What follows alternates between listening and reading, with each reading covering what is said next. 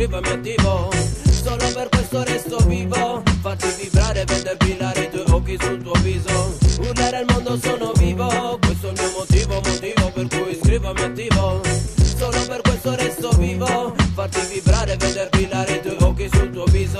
Tanti sono i dubbi che attanagliano la mente, specie alla mia età, più questa epoca che non dà niente. Niente sicurezze, si vive per esperienze mezze, nefandezze per sopravvivenze incerte. A volte ti vien voglia di fuggire, andare altrove, non importa dove, basta che non piove, ci sia il sole. Dove nessuna delle persone che ti sta a fianco può morire, dove non esiste modo per soffrire. Non esiste questo mondo, invece esiste nel profondo di ogni uomo. Io lo trovo ogni volta che mi immergo in questo suono.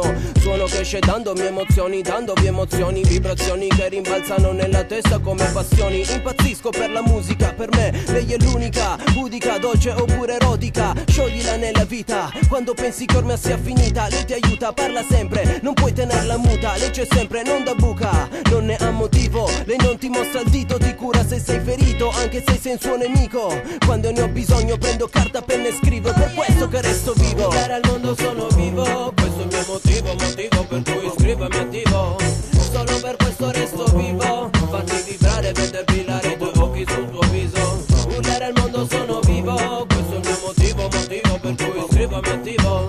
Solo per questo resto vivo, farti vibrare, veder brillare i tuoi occhi sul tuo viso. Se poi non sai che cosa farai, non disperare, presto ti accadrà. Qualcosa per cui vale la pena continuare ad andare avanti. L'importante è non fermarsi, non guardare dietro i passi, massi enormi che ti bloccano la strada. Il divertimento è nel trovare l'alternativa, non nasconderti nel buio, credi che non ti veda.